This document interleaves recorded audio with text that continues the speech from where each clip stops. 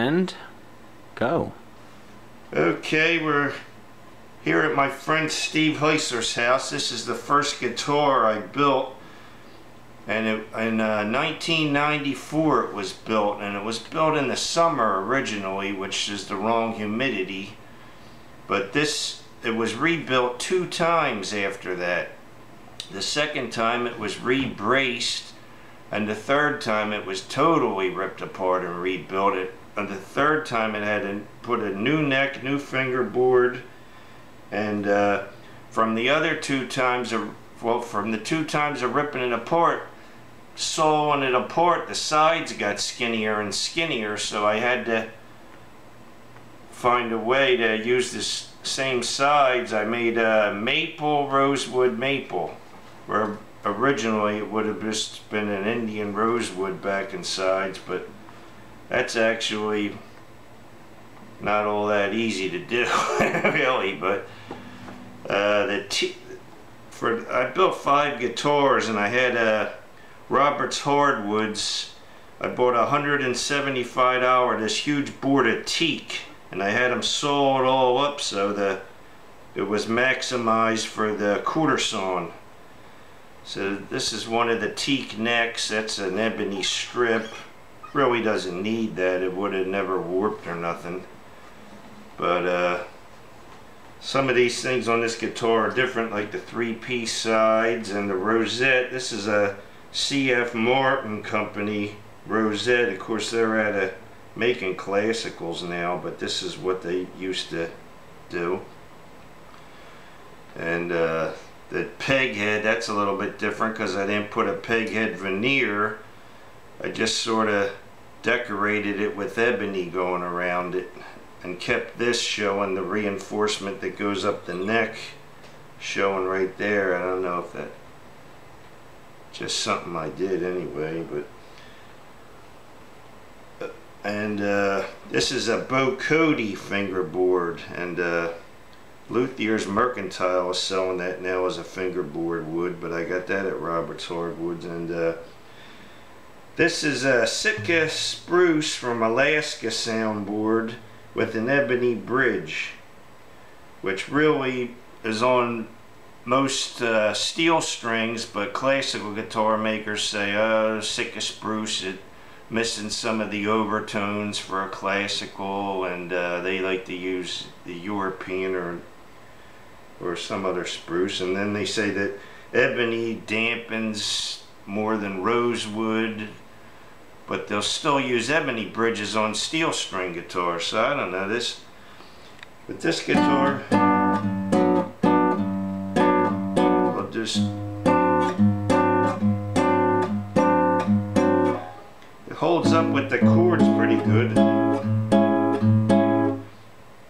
You get a cedar, and sometimes you play too many notes of a chord, and it might break up. But here's another test I like to do.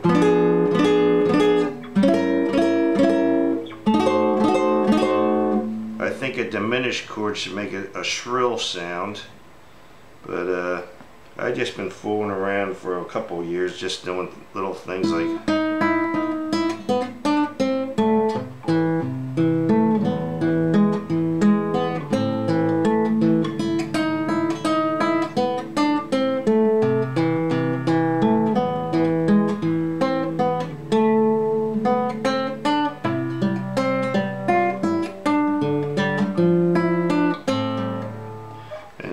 Up, but this guitar neck's a wider neck than what they're selling in the stores now for classical. I don't know about like a real professional level luthier made classical, but this is a wider neck. I think it's like 2 1/8 or something at the nut, if I remember. I don't know.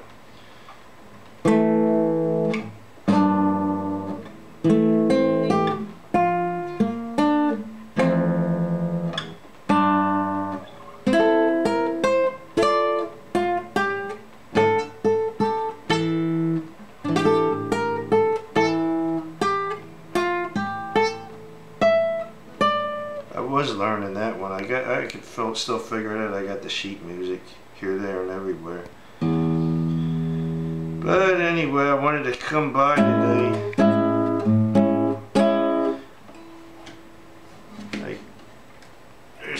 looks at it there.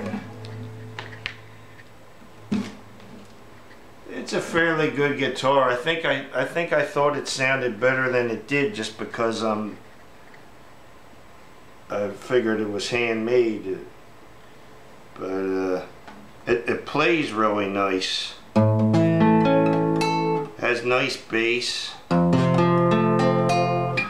anyway, I brought some show and tell things. This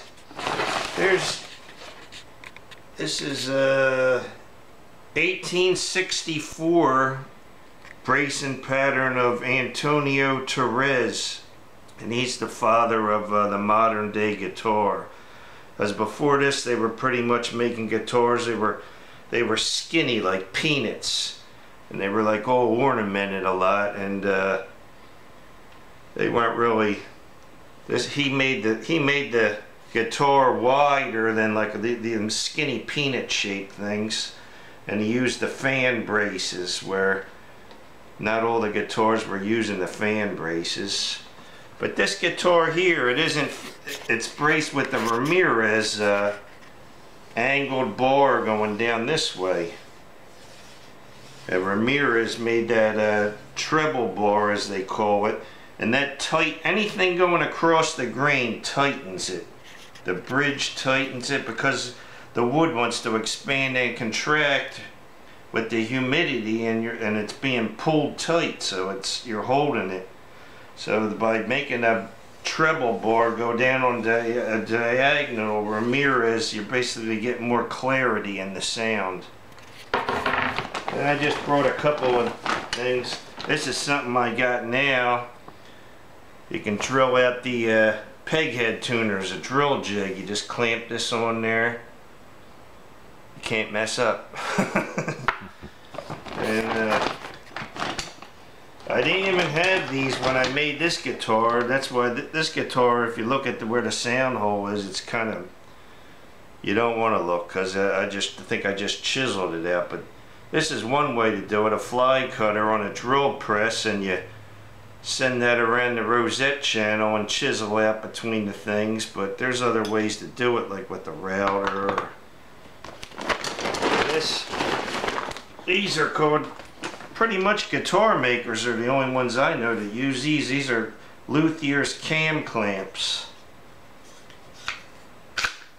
I use these to glue the bridges on the guitar. Put 3 of these, you put it to there, and then when you push this cam tightens this. And this is a lot of pressure. You don't think it's that much pressure, but it's putting down. So these are a nice clamp. You can't just buy these in a regular hardware store. You got to send away for them. So that's just a couple of show and tell items, and glad I stopped by. The guitar now belongs to Steve Heisler, and just stopping by and giving a checkup on it.